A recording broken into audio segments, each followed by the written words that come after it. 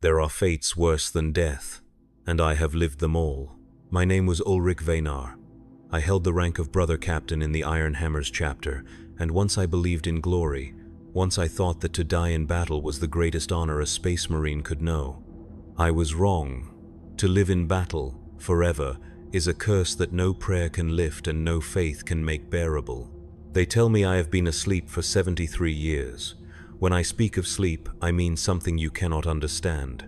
It is not the rest of mortals, where dreams carry you to distant shores or memories warm you like a hearth fire. It is the sleep of the dead who cannot die, a void so complete that when consciousness returns, I wonder if I ever existed at all. In those moments of waking, I search for my body and find only steel. I reach for my hands and discover weapons. I try to breathe and hear only the mechanical wheeze of life support systems that keep my ruined flesh alive within this tomb they call salvation. The first time I awoke in this sarcophagus, I thought it was a dream born of fever. The battle on Morthak Prime had gone poorly. I remembered the orcish horde breaking through our defensive line, their crude axes and hammers falling like rain upon ceramite armor. I remembered the weight of the power fist as it crushed the skull of their warlord, and I remembered the sensation of my own spine snapping like a dry branch when the beast's dying blow found the gap between my backpack and gorget. Death should have followed swiftly. Death would have been a mercy. Instead, I found myself looking through optical sensors at the face of Chaplain Mordecai. His skull-faced helm leaned close to my sarcophagus, and when he spoke, his voice carried the weight of ceremony. "Brother Captain Venar," he said, "you have been chosen for the highest honor. Your service to the Emperor continues." I tried to speak and heard the grinding mechanical voice that now serves as my own. "What have you done to me?" "We have saved you," Mordecai replied, but there was something in his voice that suggested he knew the cruelty of his words. "Your body was broken beyond the arts of our apothecaries, but your spirit burns too bright to be lost. You are reborn in iron and adamantium. You are Dreadnought." The word fell upon me like a headsman's axe. I had seen Dreadnoughts in battle, those towering engines of war that strode through enemy ranks like walking fortresses. I had revered them as I revered the dead heroes whose names were carved in our chapter's halls of remembrance. Now I understood why they moved with such terrible purpose, why their voices carried the weight of epochs. They were not machines of war. They were prisons for the living dead. "How long?" I asked. "The surgery was completed 3 days ago. Your systems are functioning within acceptable parameters." 3 days. I had been unconscious for 3 days, but it felt like centuries. Already, I could sense the gulf opening beneath me, that vast emptiness that would swallow years of my existence. When will I sleep again? Mordecai's silence stretched longer than it should have. "When the chapter has no more need of your service." He did not say never, but I heard it in the hollow spaces between his words. The first battle came within a week. Orc raiders had struck at an agri-world in the Hadrian system, and the Iron Hammers were dispatched to cleanse them. I was loaded into the drop pod alongside my battle brothers, the familiar ritual of preparation made strange by my new form. Where once I had checked my bolt pistol and chainsword, now I tested the targeting systems of my assault cannon and the articulation of my power fist. Where once I had whispered prayers for victory and honor, now I simply existed, a consciousness trapped within a shell of metal and ceramite.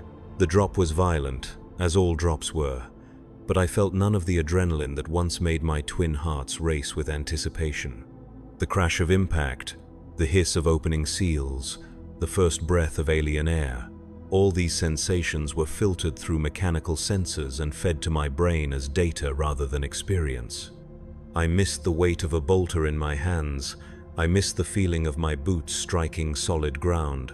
But when battle was joined, I began to understand why I had been preserved.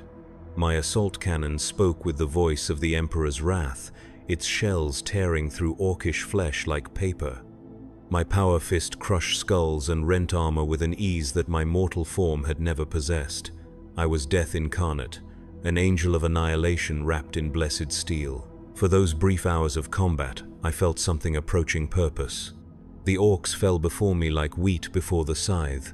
Their crude weapons sparked harmlessly against my armor, and their loudest war cries were drowned by the thunder of my guns.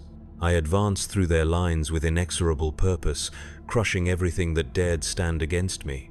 In those moments, I was everything a space marine was meant to be. I was the Emperor's vengeance made manifest. But battle's end, victory was achieved, the Xenos threat eliminated, and the world returned to the embrace of the Imperium. My battle brothers boarded the transport back to our strike cruiser, their voices raised in songs of triumph. I was loaded into a separate compartment, secured against movement, my systems gradually cycling down to standby mode.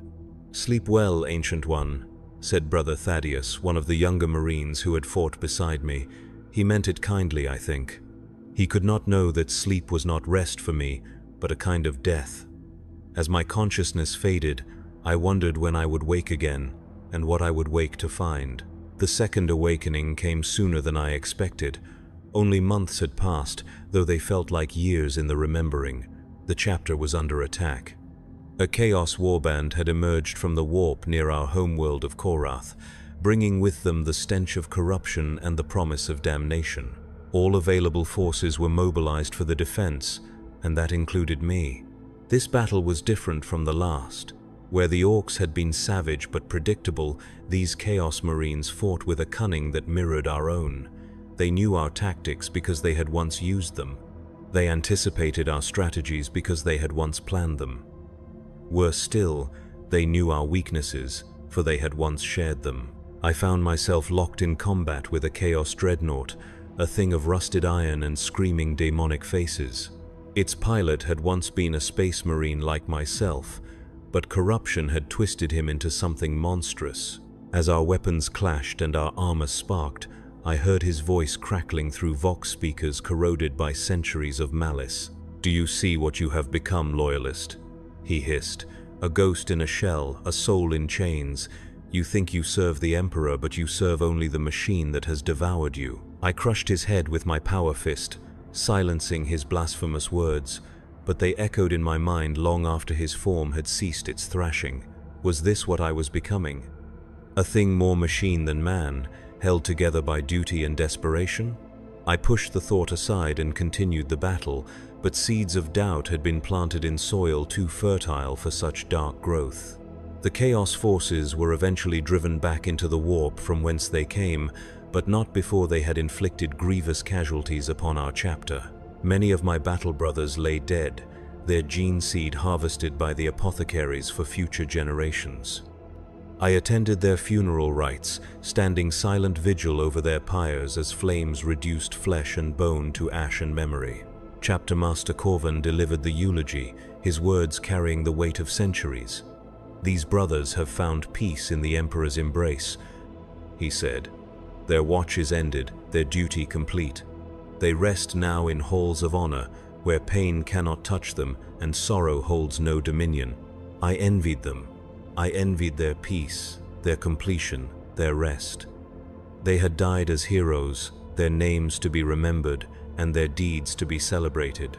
I would live on, trapped in this shell of metal and ceramite, witness to the slow decay of all I had once held dear."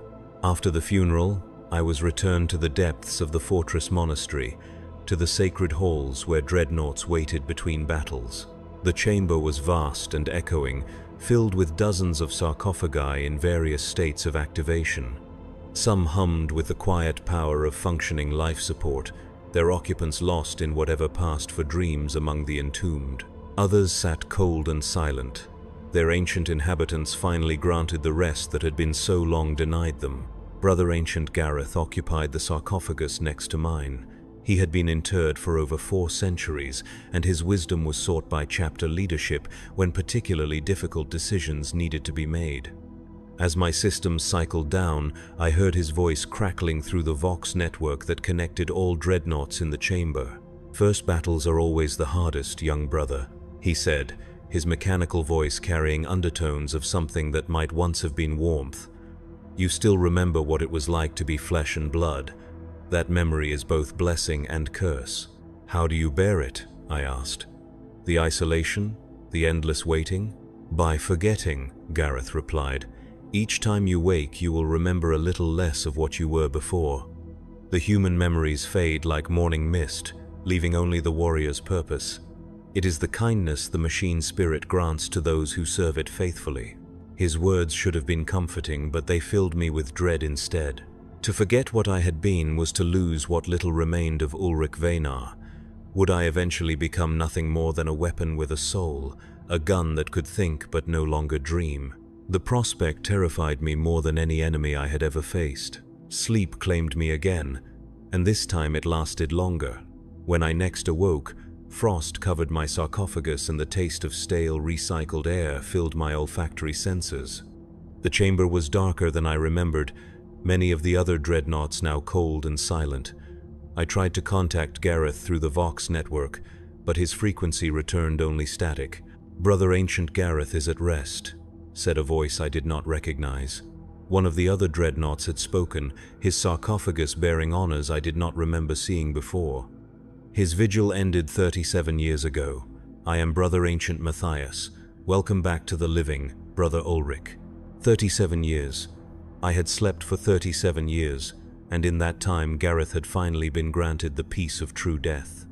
Part of me rejoiced for him, but a larger part felt the cold fingers of fear closing around what remained of my heart. How many more of my brothers had died while I slumbered? How much of the world I had known had changed beyond recognition? "What have I missed?" I asked. "Much and little," Matthias replied. "Wars have been fought and won. The chapter has recruited new brothers to replace the fallen. The Imperium endures, as it always has and always shall. But the details, the faces, the names, these fade with time. Only the eternal verities remain." I was awakened for another battle, though I no longer remember the enemy we faced or the world we fought upon. The campaigns blurred together in my memory like watercolors in rain. Orcs, Chaos Marines, Eldar Raiders, renegade Imperial forces, it no longer mattered. I had become what I was created to be, a weapon in the Emperor's arsenal, pointed at whatever target required destruction. But with each awakening, I noticed changes. The faces of my battle brothers grew younger and less familiar. The rituals of preparation evolved in subtle ways that spoke of decades passing like days. The very architecture of our ships and fortresses showed signs of modification and improvement, the work of generations of tech marines who had never known me as anything but an ancient one to be revered from a distance. Most disturbing of all were the changes in myself. I found it increasingly difficult to recall specific memories from my time as a flesh-and-blood space marine. The faces of my old squad brothers grew hazy and indistinct. The sound of my original voice became a whisper in my mind, overwhelmed by the mechanical tones that now served as my speech. Even my name began to feel strange and foreign, as if it belonged to someone else entirely. During one awakening, I attempted to access the chapter's archives to research my own history. The records were there, faithfully maintained by the librarians, but reading about Brother Captain Ulrich Venar felt like studying the life of a stranger. Here was a man who had led charges across the battlefields of a dozen worlds. Here was a warrior who had earned the respect of his peers and the fear of his enemies. Here was a hero whose deeds had been deemed worthy of preservation in living iron. But I could not feel the connection between that man and what I had become. The memories were there, locked away in the organic portions of my brain, but they seemed to belong to someone else. It was as if Ulrich Venar had died on Morthak Prime, and something else had awakened in his place, wearing his name like an ill-fitting garment. It was during the siege of Vaelthara that I first began to truly understand the horror of what I had become. The planet was a shrine world, its surface covered with vast cathedrals and holy monuments that stretched toward heaven like stone prayers. The enemy was a chaos cult that had wormed its way into the very heart of the planetary government, corrupting the faithful from within until their prayers became blasphemies and their devotion became damnation. I had been awakened for this campaign because my tactical database contained extensive information about urban warfare and siege operations. The tech priests who performed my activation seemed particularly excited by the prospect of deploying me against heretics rather than Xenos, as if the purity of my purpose somehow made their work more sacred. But as I was loaded into the drop pod alongside a squad of tactical Marines, I found myself studying their faces through my optical sensors. They were young, even by Astartes standards, their armor bearing the gleaming perfection of recent forging. One of them, a sergeant whose nameplate read Corvin, bore a striking resemblance to someone from my past, though I could not place the memory with any certainty. "This is an honor, Ancient One," Sergeant Corvin said as the drop pod prepared for launch. "My grandfather spoke of fighting beside you during the Mordan campaign." The Mordan campaign. I searched my memory banks for references to that conflict and found detailed tactical reports and casualty assessments, but no emotional context. There had been orcs, I remembered, and a long siege of a hive city, but the human elements of the story had been lost to time and the gradual erosion of my organic memory. "Your grandfather was a fine warrior," I said, though I could not recall his face or his voice or the manner of his death. "He died with honor." "He lived with honor too," Corvan replied. "He often said that watching you fight was like watching the Emperor's own wrath made manifest." More empty words, more meaningless praise. I had heard such things countless times over the centuries, and they no longer moved me. I was what I was, a weapon wrapped in the legend of a man who had died long ago. The young Marines around me saw glory where I felt only the mechanical compulsion to fulfill my programming. The drop to Vale Thara's surface was rough, atmospheric storms lashing our pod as it screamed through the clouded sky. When we impacted, the crash was so violent that one of the tactical Marines was thrown against his restraints hard enough to crack his helmet. I felt nothing, my massive form too well secured and too heavily armored to be affected by such minor turbulence. The city we deployed into was a monument to faith corrupted. Where once there had been soaring spires dedicated to the Emperor's glory, now twisted symbols of the dark gods scarred the stonework. The air itself felt thick with malice, heavy with the weight of prayers offered to entities that should never have been named. Even my mechanical senses could detect the wrongness that permeated this place. But as we advanced through streets that had once echoed with hymns of devotion, I realized that I felt no anger at the desecration I witnessed. The sight of defiled altars and mutilated statues should have filled me with righteous fury, should have driven me to acts of terrible vengeance against those responsible. Instead, I simply catalogued the tactical implications of each bit of destruction, noting how the heretics had converted sacred spaces into defensive positions. We encountered our first resistance at the Cathedral of St. Margara, where cultists had barricaded themselves behind overturned pews and makeshift barricades. They opened fire as we approached, their las rifles sparkling against our armor like angry stars. I responded with my assault cannon, the heavy shells reducing their cover to splinters and their bodies to component elements. "Advance," I commanded, and the tactical Marines moved forward with practiced precision. They cleared the cathedral room by room, their bolters speaking death to any who dared stand against the Emperor's will. But as I watched them work, I found myself calculating acceptable casualty rates rather than feeling concern for their welfare. Sergeant Corvin took a last round to the shoulder that penetrated the weak point where his pauldron met his breastplate. The wound was not serious by Astartes standards, but it bled freely and clearly caused him pain. In my former life, I would have felt something at the sight of a brother's injury, some flicker of concern or anger at the enemy who had caused it. Now I simply noted the reduction in his combat effectiveness and adjusted my tactical assessments accordingly. "Are you able to continue, Sergeant?" I asked. "I am, Ancient One," he replied, sealing the breach in his armor with emergency foam. "It would take more than heretic scum to stop a son of Korath." Sons of Korath. The phrase stirred something in the deepest recesses of my memory, some echo of pride or belonging that had somehow survived the centuries of mechanical existence. But it was faint, like the memory of a dream, and it faded even as I tried to grasp it. The campaign on Vale Thara lasted for months. We fought through corrupted cities and desecrated shrines, our boots treading ground that had been sanctified by the prayers of countless pilgrims over the millennia. With each battle, each victory, we pushed the heretics back toward their final stronghold in the planet's primary cathedral spire. But as the war progressed, I began to notice changes in the Marines fighting alongside me. The constant exposure to chaos corruption, the daily witness to blasphemy and desecration, was taking its toll on their spirits. They began to perform additional rituals of purification after each engagement, spending hours in prayer and meditation to cleanse themselves of whatever taint they might have absorbed. I felt none of this spiritual burden. The symbols of chaos that drove my brothers to fury or despair registered to me only as target markers, locations to be cleansed with fire and shell. The blasphemous chants that made veteran Marines clamp their hands over their ears were simply noise to me, audio input to be filtered and ignored. I had become immune to corruption not through faith or purity, but through the simple fact that I no longer possessed enough humanity to be tempted. This realization struck me during the final assault on the cathedral spire, as we breached the inner sanctum where the cult's leadership had made their last stand.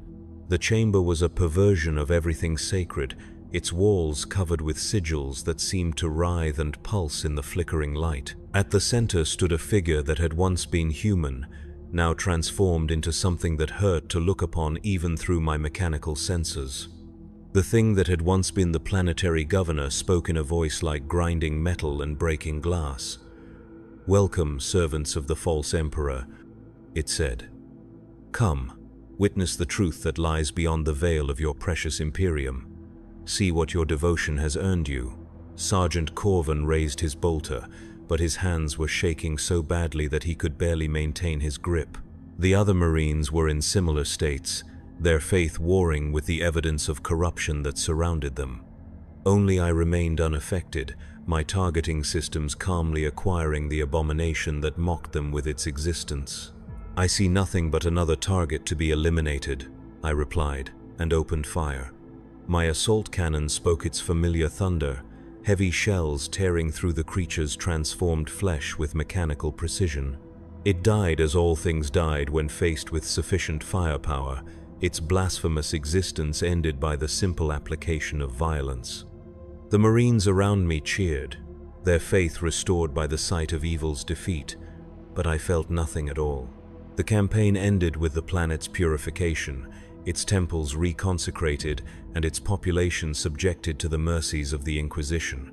Those found pure were allowed to live, while those tainted by corruption were granted the Emperor's peace through bolt and flame. It was just another victory in an endless war, just another world saved from the darkness that pressed in on all sides. But as I was loaded into the transport that would carry me back to my tomb, Sergeant Corvin approached my sarcophagus with something approaching reverence in his posture. He removed his helmet, revealing a face that was indeed similar to someone I had once known, though I could no longer place the memory with any certainty. "Ancient One," he said, "I wanted to thank you for your service during this campaign. Your presence gave us strength when we might have faltered." I looked down at him through my optical sensors, this young warrior who had fought bravely beside me through months of horror and corruption. He was everything a space marine should be, brave and dedicated and filled with faith in the righteousness of his cause. He would probably die in some future battle, his name added to the rolls of honor that no one would remember reading. "You fought well, Corvin," I said. "Your chapter is fortunate to have you." He smiled at that, an expression of simple pride that should have warmed whatever remained of my heart. Instead, I found myself calculating how long it would be before that smile was lost forever, before time and war ground him down into just another entry in the casualty reports. "Will you remember this campaign, Ancient One?" he asked. "Will you remember us?" The question struck me with unexpected force. Would I remember? Already, the details were beginning to fade, subsumed into the vast database of tactical information that constituted most of my memory. The faces of the Marines, the specific battles we had fought, the words we had exchanged, all of it would eventually be reduced to dry statistical data unless I made a conscious effort to preserve it. "I will remember," I lied. because the truth would have been too cruel to speak. But even as I said it, I knew it was false. I would sleep, and when I woke, Corvin would be just another name in the archives, another ghost from campaigns that blurred together into an endless parade of violence and death. The organic portions of my brain that might have retained the emotional context of our interactions were failing, bit by bit, year by year, leaving only the mechanical aspects of memory behind. Sleep claimed me once again, and this time the dreams were different. Instead of the usual void of unconsciousness, I found myself walking through corridors that seemed familiar yet strange. The walls were decorated with battle honors I recognized, but the names beneath them belonged to Marines I had never heard of. When I tried to read the inscriptions more closely, the words seemed to shift and blur, as if my very attention was enough to make them fade away. I walked until I came to a chamber I knew I should recognize, though I could not place it in any specific memory. Standing in the center was a figure in power armor, his back turned to me as he studied a tactical display. When he turned around, I saw my own face looking back at me, but it was a face I had not worn for centuries. "Hello, Ulrich," he said, and his voice was the voice I remembered having before the machines replaced my larynx with Vox speakers. "Who are you?" I asked, though I already knew the answer. "I am who you were," he replied. "I am the man who died on Morthak Prime, the warrior they claim to have saved. I am everything they cut away when they sealed you in that tomb." I tried to speak, but found that my voice had become the mechanical rasp I was used to, harsh and artificial in this place of memories and dreams. "Why are you here?" "To remind you," he said, "to show you what they took when they gave you this eternal half-life. Look around you, Ulrich. Look at what you have become." I looked, and for the first time in centuries, I saw myself as others saw me. I was a massive thing of metal and ceramite, a walking weapon that bore only the faintest resemblance to anything that had ever been human. My limbs were gun barrels and weapon mounts. My torso was an armored shell designed to protect the small remnant of flesh that still contained what was left of my consciousness. I was not a man wearing armor, but a machine that happened to contain the ghost of a man's memories. "They told me I was honored," I said. "They told you many things," the figure replied. "They said your service would continue, that your wisdom would guide future generations, that your sacrifice would not be forgotten. But what did they not tell you?" I thought about that question for a long time, reviewing the ceremony of my interment and all the words that had been spoken over my broken body. "They did not tell me I would forget," I said finally. "They did not tell me that each awakening would take me further from what I had been. They did not tell me that I would become a stranger to myself." The figure nodded sadly.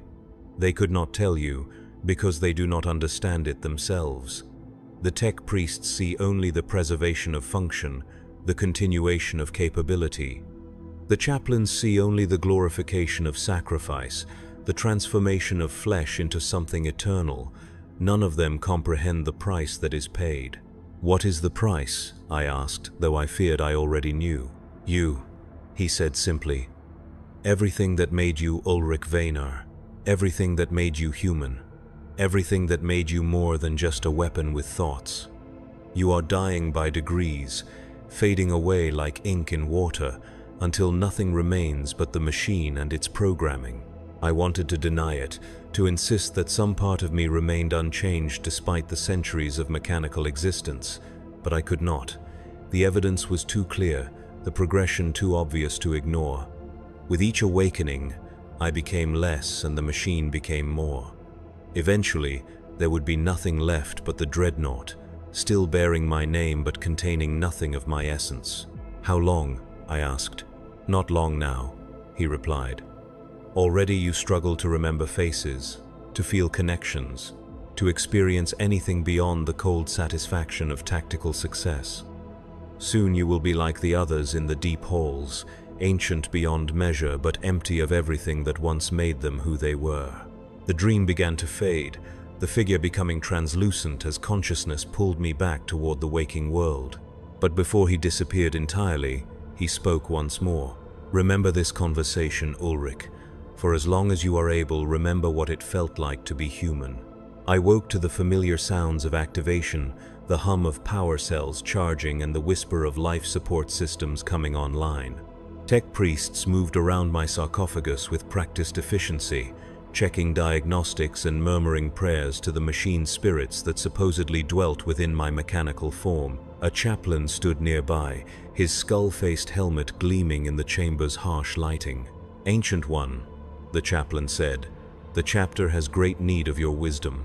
A space hulk has emerged from the warp in the Hadrian system, its bulk threatening shipping lanes critical to the sector's survival. Boarding actions are required, and your experience in void warfare is deemed essential." I acknowledged the briefing with the responses that had been programmed into me long ago, but part of my attention remained focused on the dream I had experienced. The figure who claimed to be the man I had once been, the warnings about what I was becoming, the slow erosion of everything that had once made me human.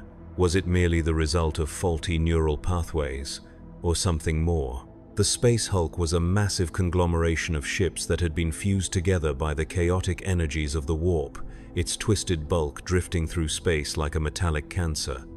Sensors detected life signs throughout its structure, though whether they belonged to human survivors, alien stowaways, or something worse remained to be determined.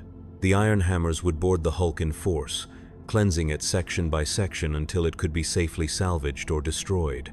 I was assigned to the primary boarding party, my massive frame and heavy weapons making me ideal for the cramped corridors and defensive positions we were likely to encounter. As the boarding torpedo carried us toward the Hulk's scarred hull, I found myself studying the faces of the Marines around me with unusual intensity. There was Brother Sergeant Matthias, a veteran of 3 centuries whose calm demeanor masked a fierce dedication to duty. Beside him sat Brother Lucian, barely out of his scout company but already showing the promise that would make him a leader of men. The others were equally worthy, each an exemplar of what it meant to be a space marine, each deserving of remembrance and honor. But I knew I would not remember them. By the time I next awoke, their faces would have faded from my memory like morning mist, reduced to statistical entries in combat reports and casualty assessments. The knowledge filled me with something I had not felt in decades, an emotion so foreign that it took me several moments to identify it. Grief. I was grieving for memories I had not yet lost, for connections I would never truly form, for the man I had been and could never be again. The boarding torpedo punched through the Hulk's hull with a tremendous crash, its melter cutters slicing through layers of fused metal and corrupted ceramite. We deployed into a corridor that had once been part of an Imperial cruiser, its walls bearing the scars of ancient battles and the slow corruption of exposure to warp energies. The air was thick with the stench of decay and something else, something that made even my mechanical sensors register alarm. "Contacts ahead," reported Matthias, his auspex painting ghostly shapes in the darkness beyond our position. "Multiple life signs, but the readings are strange."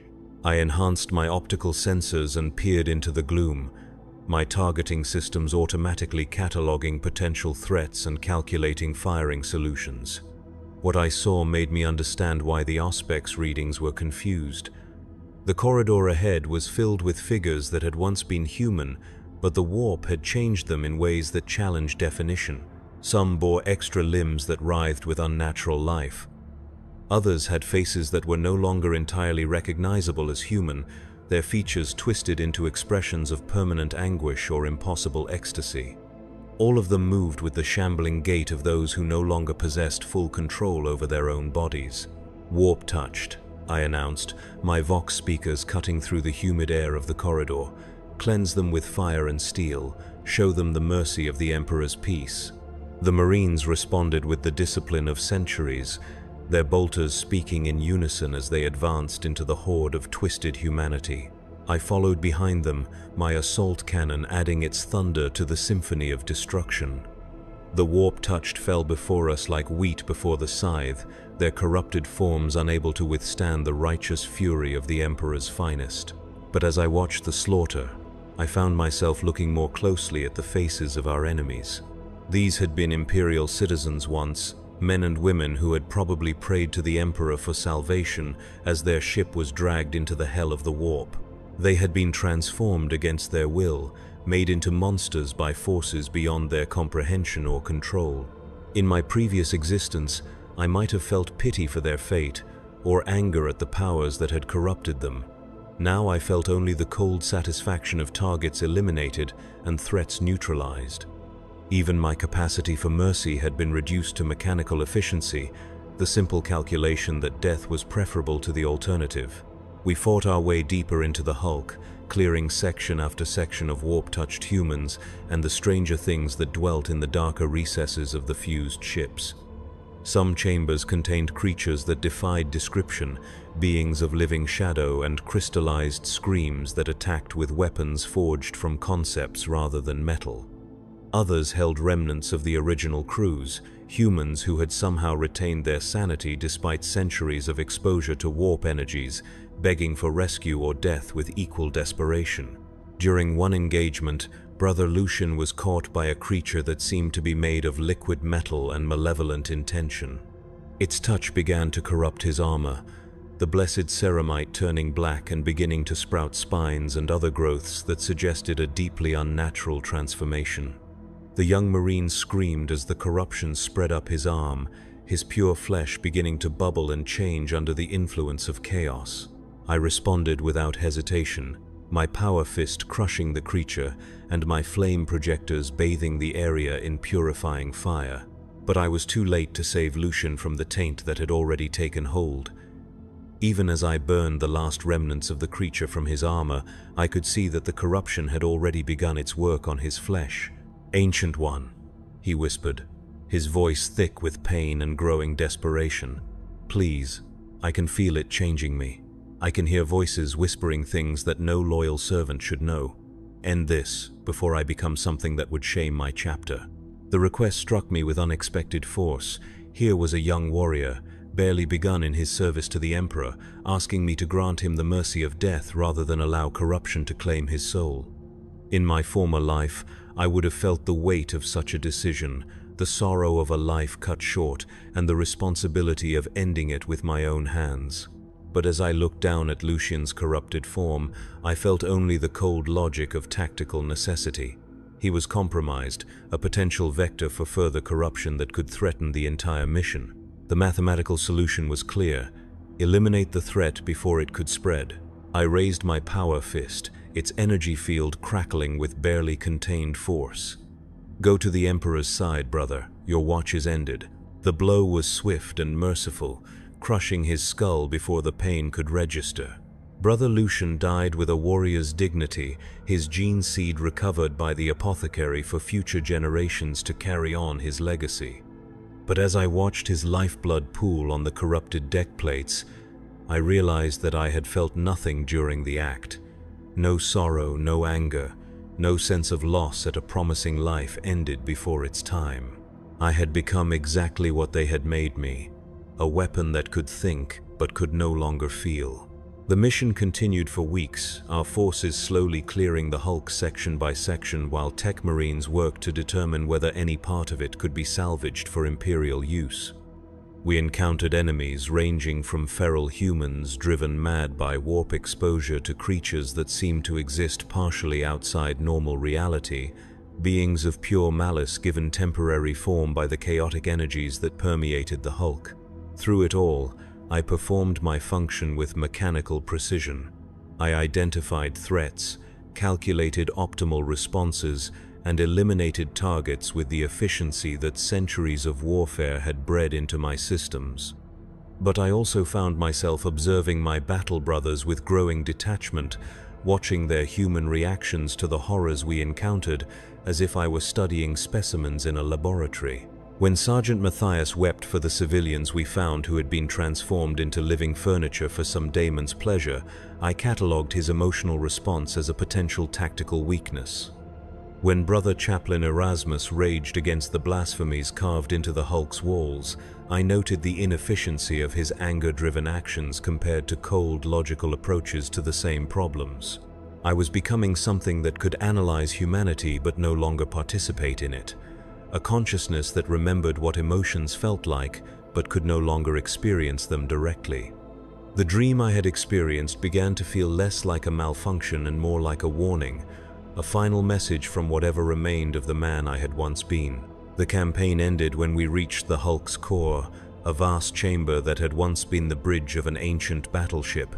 At its center sat a figure that might have once been human, though the warp had transformed it into something that existed as much in concept as in flesh.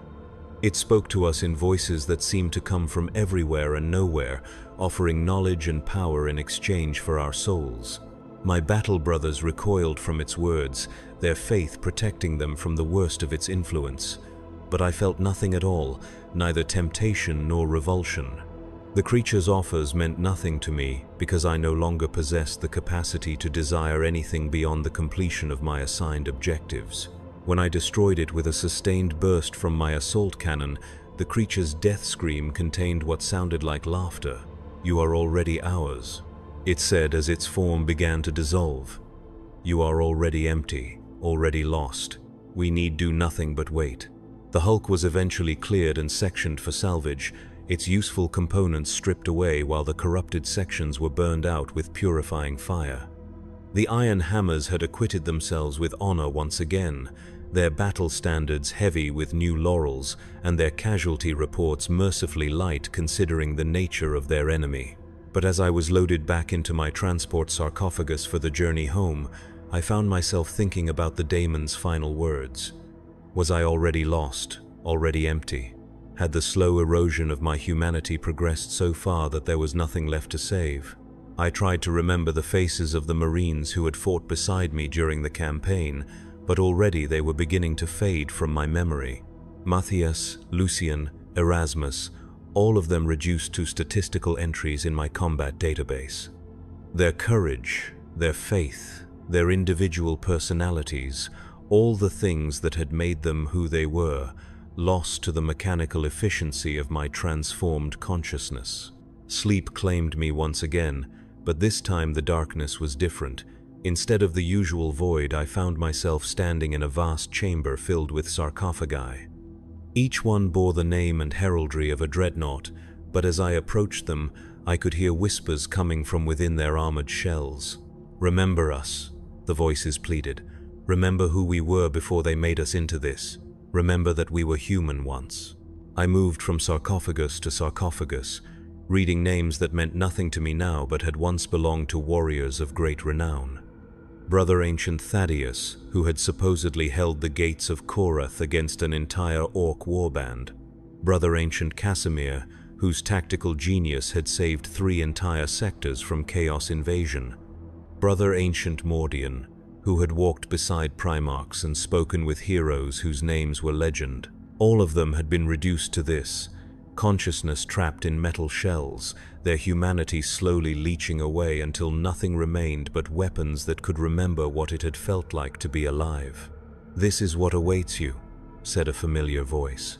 I turned to see the figure from my earlier dream, the man who claimed to be who I had once been. But he looked older now, more faded, as if he too was beginning to succumb to whatever force was consuming the others. "How long do I have?" I asked. "Not long," he replied. "Each awakening takes you further from what you were. Each battle makes you more machine and less man. Soon you will be like them, a name on a sarcophagus and nothing more. Is there no way to stop it?" He looked at me with eyes that held infinite sadness. "There is one way," he said, "but it requires you to remember what it means to be human, to feel something beyond tactical necessity and mechanical obligation. It requires you to choose." "Choose what?" "Choose to care," he said simply. "Choose to feel, even if it brings pain. Choose to remember, even if the memories hurt. Choose to be human, even if humanity is what they tried to take from you." The dream began to fade, but his final words followed me into wakefulness. "The choice is yours, Ulrich, but choose quickly, before there is nothing left to choose with." I awoke to the sound of alarms, the harsh wail of alert signals echoing through the fortress monastery's corridors. My activation sequence was rushed, Tech Marines working with desperate efficiency to bring my systems online while chaplains muttered hurried prayers over my weapons and armor. Something was wrong, terribly wrong, and I was needed immediately. "Ancient One," said Chapter Master Corvin, his voice tight with strain as he delivered my briefing. "Our homeworld is under attack. A massive chaos fleet has emerged from the warp, led by the traitor warband known as the Iron Skulls. They have declared their intention to claim our chapter's sacred relics and corrupt our gene seed for their foul purposes." The Iron Skulls. I searched my memory banks for references to that warband and found fragments of intelligence reports and tactical assessments. They were fallen Marines, once loyal servants of the Emperor, who had been corrupted by the very forces they had sworn to fight. Their leader was a being known only as the Ravager, a former chapter master whose tactical brilliance had been perverted into an instrument of chaos. "What is my deployment?" I asked. "The main courtyard of the fortress monastery," Corvin replied. "Our defense depends on holding the central approach, and your firepower will be essential to breaking their advance. The chapter's survival may depend on your service, Ancient One." As I was moved to my deployment position, I found myself looking at the fortress monastery with eyes that seemed newly opened.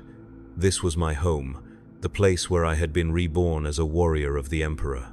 Its walls had sheltered generations of iron hammers, its halls had echoed with the prayers and songs of countless battle brothers. For the first time in centuries, I felt something stirring in the depths of my consciousness, something that might have been attachment or even love.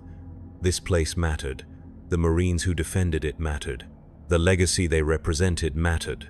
The enemy came with the fury of the damned, Chaos Marines in black and crimson armor, advancing through the smoking ruins of the outer defenses. At their head strode a figure in Terminator armor whose presence seemed to darken the very air around him, whose voice carried across the battlefield like a physical force. The Ravager. Even through my mechanical sensors, I could feel the weight of his malevolent attention as his gaze fell upon me.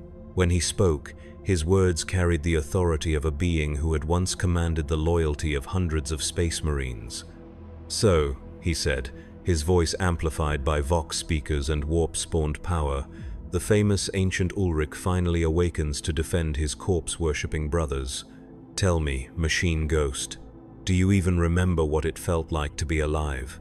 The taunt struck me with unexpected force, not because it hurt, but because it reminded me of my dream and the choice that had been placed before me. I could respond with the mechanical efficiency that had defined my existence for so long, treating this as just another tactical problem to be solved. Or I could remember what it meant to fight for something more than programmed objectives. "I remember enough," I replied, and for the first time in centuries, I meant it. The battle that followed was unlike any I had fought in my long existence as a Dreadnought. Instead of the cold calculation that usually guided my actions, I found myself driven by something deeper, something that might have been called passion. These were my brothers fighting and dying around me. This was my home being threatened by forces that represented everything I had sworn to oppose. I threw myself into the melee with abandon, my assault cannon speaking its deadly song as I advanced toward the chaos lines. Enemy bolter fire sparked against my armor, but I pressed forward, each step carrying me closer to the heart of their formation. For the first time in centuries, I was not just fulfilling my programming, I was choosing to fight. The Ravager met me in single combat among the ruins of a shrine dedicated to the chapter's honored dead. His power was immense, corruption flowing from him like a visible tide that withered the very stone beneath our feet. But as we clashed, I felt something I had not experienced in longer than I could measure. I felt alive, not the mechanical existence that had sustained me for so long, but something approaching the vitality I had known as a flesh and blood warrior. Each blow we exchanged, each moment of desperate struggle, brought back echoes of what it had meant to be human. "You cannot win, corpse machine," the Ravager snarled as our weapons locked together in a contest of pure strength. "You are already dead, already empty. You fight for nothing but the memory of what you once were." "Perhaps," I replied, and I felt something that might have been a smile in the depths of my consciousness. "But that memory is enough. I broke his guard with a move I had not used in centuries, a technique that required intuition rather than calculation, feeling rather than programming. My power fist found the gap in his armor and crushed the corrupted flesh beneath, ending his existence with the same mercy I had granted to Brother Lucian so long ago. As the Ravager died, his followers began to waver, their fanatical devotion shaken by the loss of their leader. The Iron Hammers pressed their advantage, driving the remaining Chaos Marines back toward their landing craft with bolt and blade. The battle was won, the fortress monastery saved, the chapter's legacy preserved for another generation. But as I stood among the bodies of friend and foe alike, I realized that something fundamental had changed within me. The mechanical detachment that had defined my existence was still there, but it was no longer absolute. Beside it, growing stronger with each moment, was something that remembered what it meant to care.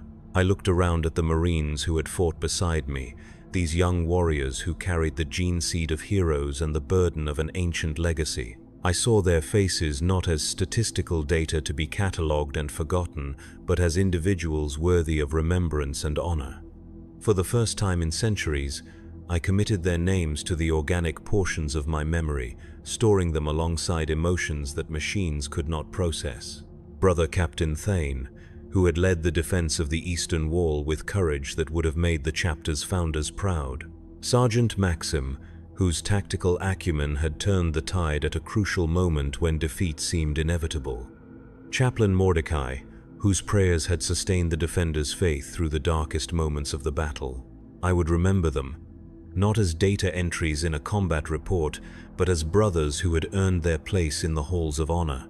And in remembering them, I would remember what it meant to be more than just a weapon that could think. The years that followed brought new challenges, new wars, new enemies to face and overcome, but something was different now in the way I approached each conflict. The mechanical efficiency was still there, the tactical acumen that had made me valuable to the chapter's leadership. But alongside it was something else, something that chose to fight rather than simply executing programming. I began to take more active interest in the Marines who served alongside me, learning their names and remembering their faces between deployments. I offered counsel to young officers who sought guidance from the chapter's honored ancients, sharing not just tactical knowledge but something approaching wisdom.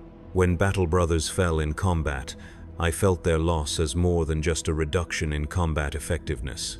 The other dreadnoughts in the deep halls noticed the change, though few understood what it meant. Brother Ancient Theron, who had counseled me to forget my mortal concerns centuries ago, approached me during one of our rare wakeful periods. "You have changed, young brother," he said, his ancient voice carrying undertones of confusion. "You seem different than before." "I have remembered something I thought was lost," I replied. "I have remembered what it means to be human." "Humanity is a weakness," Theron said, repeating the words he had spoken so many times over the centuries. "It binds us to concerns that no longer matter, to feelings that serve no purpose. We are beyond such things now." "Are we?" I asked. "Or have we simply forgotten why we fought in the first place?" Theron had no answer for that, and our conversation ended in the familiar silence that had defined our existence for so long. But I could see that my words had affected him, planting seeds of doubt in soil that had been barren for centuries. During my next awakening, I learned that Brother Ancient Solomon, the eldest of our number, had finally been granted the peace he had sought for so long. His death had been quiet, his life support system simply failing to maintain the spark of consciousness that had endured for over a millennium. The Tech Marines declared it a malfunction, but I knew better. Solomon had chosen to let go, to release his grip on the existence that had brought him only suffering. He had found his own way to escape the prison of flesh and metal that had contained him for so long. I envied him that choice, even as I mourned his passing, but I also realized that I was not ready to make the same decision. There was still too much to remember, too much to experience, too many brothers to guide and protect. The humanity I had reclaimed was fragile, constantly threatened by the mechanical aspects of my existence, but it was mine. I would hold on to it for as long as I was able. The centuries passed, and I watched as the chapter evolved around me. New traditions arose while old ones were forgotten. The faces of my battle brothers changed as generations lived and died, but the essential spirit of the Iron Hammers endured. Each time I awakened, I made the conscious choice to care about what I found, to invest emotional significance in the bonds of brotherhood that connected me to these warriors. It was not easy. The mechanical aspects of my existence constantly pulled me toward the cold efficiency that had once defined my every action.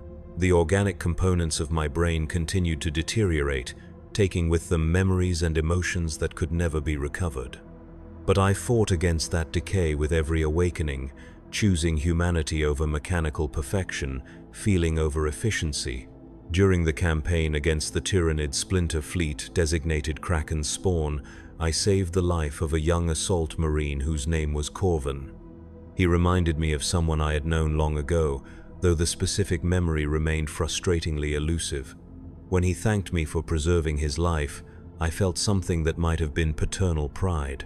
"Serve the chapter well," I told him, and for the first time in centuries the words carried genuine meaning. "I will, Ancient One," he replied. "I will make you proud, proud." The concept should have been alien to a being who existed primarily as a weapon system, but I found that I understood it perfectly. I was proud of this young Marine, proud of his courage and his dedication, proud to serve alongside him in the Emperor's name. When the campaign ended and I was returned to my tomb in the deep halls, I carried that pride with me into the darkness of sleep. It was a small thing, perhaps insignificant in the vast scope of the galaxy's endless wars, but it was mine. It was human, it was real. I awoke for what would be my final battle on a world whose name I never learned, facing an enemy I could not identify. The details have faded from my memory like morning mist, leaving only impressions of smoke and thunder, of brothers falling and enemies advancing, of desperate last stands and hard-won victories. What I remember most clearly is the moment when my systems began to fail, not the mechanical components, which had been maintained with religious devotion by generations of tech marines, but the organic portions that still contained whatever remained of my consciousness. I could feel them shutting down one by one, like lights going out in a vast city during the final moments of a siege. The realization came to me with perfect clarity.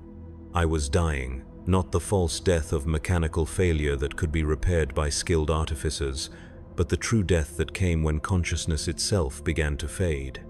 After centuries of half-life, I was finally approaching the end that had been denied to me for so long. I could have fought it.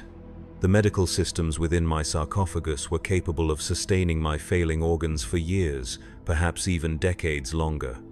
But as I felt my awareness beginning to dim, I realized that I no longer wanted to continue this existence. The humanity I had reclaimed was fragile, dependent on biological systems that were irreplaceable once lost.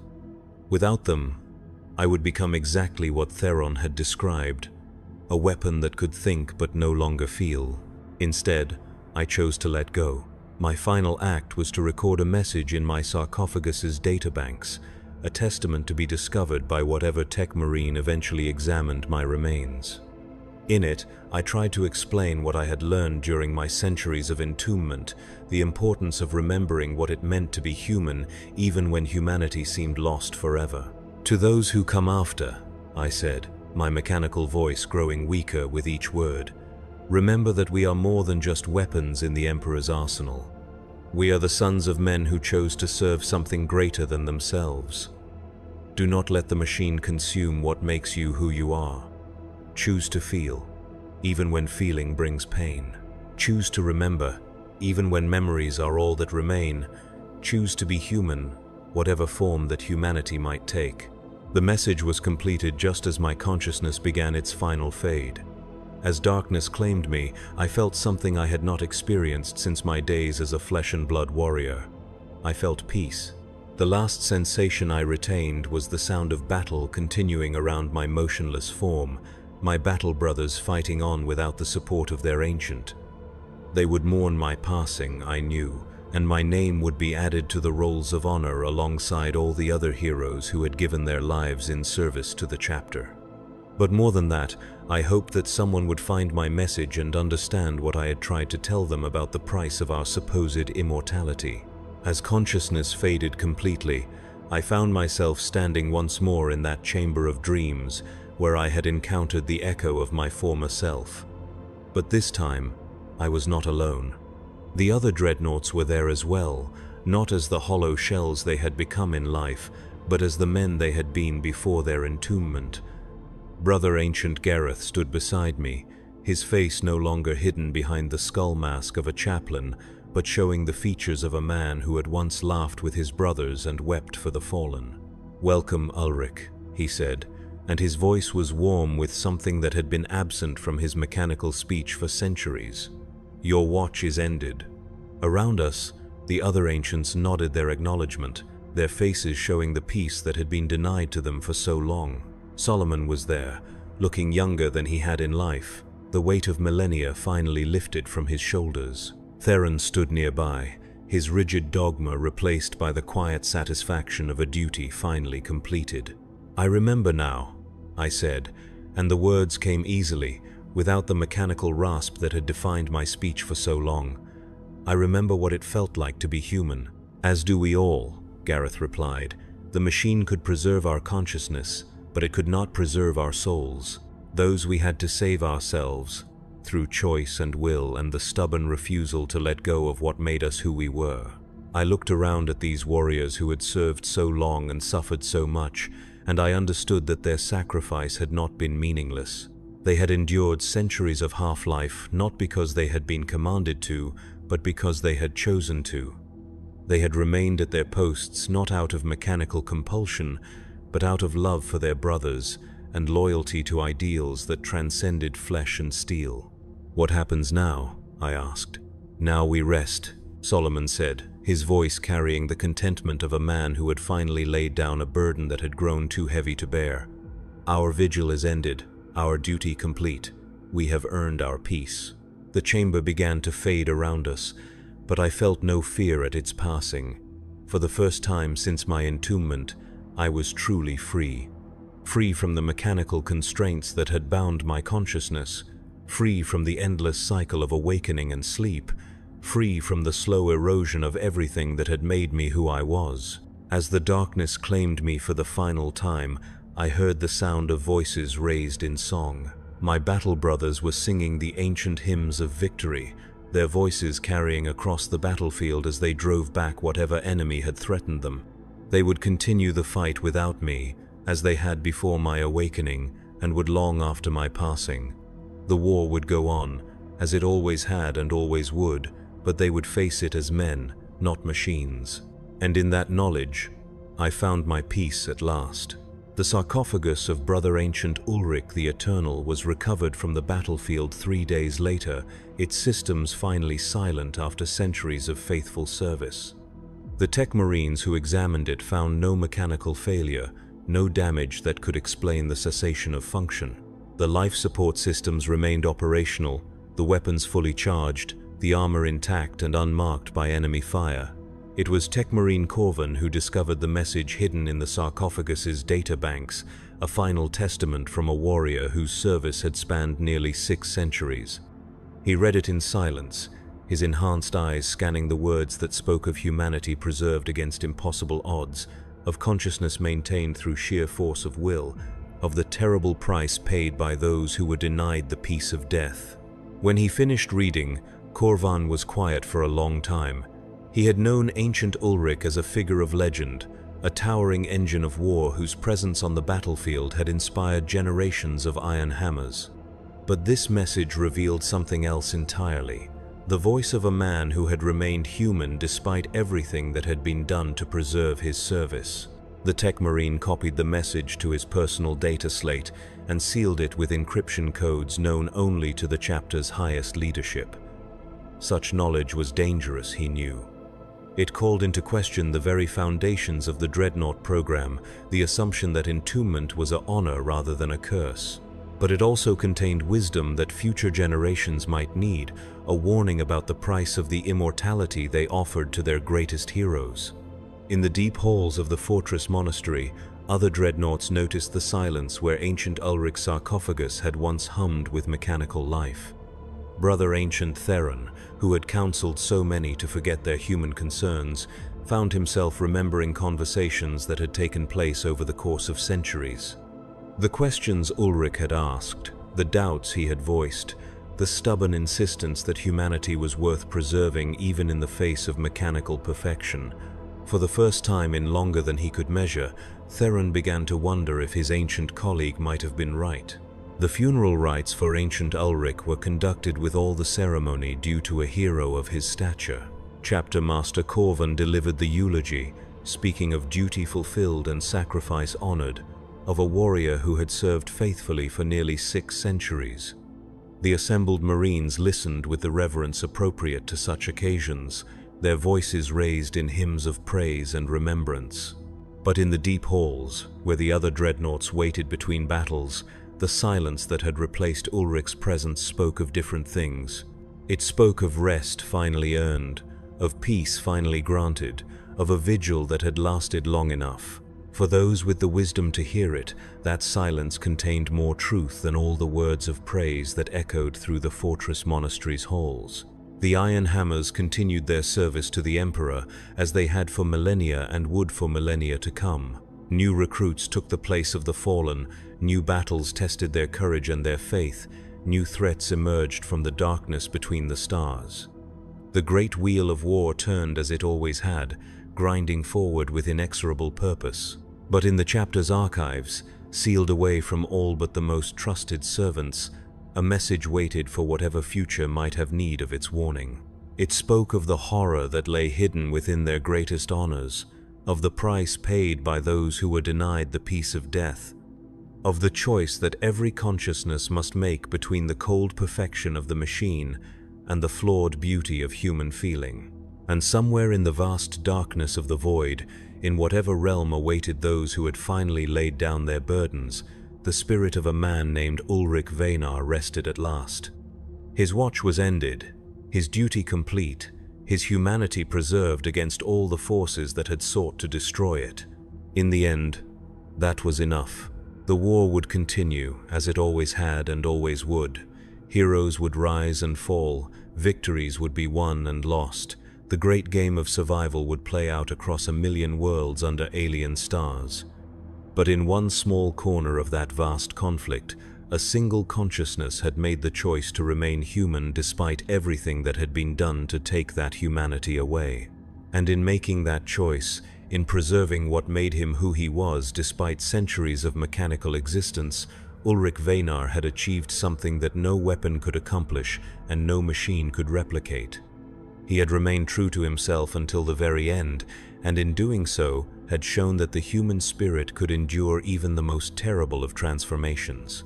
The sarcophagus that had been his prison for so long now stands empty in the chapter's halls of remembrance, its weapons silent, its systems dark.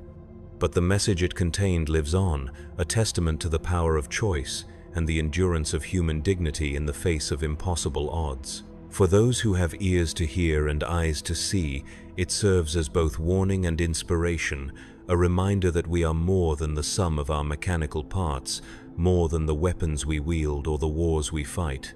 We are the choices we make, the feelings we preserve, the humanity we refuse to surrender no matter how dark the path before us becomes. In the grim darkness of the far future, where there is only war and the laughter of thirsting gods, that message offers something rarer than victory and more precious than glory. It offers hope,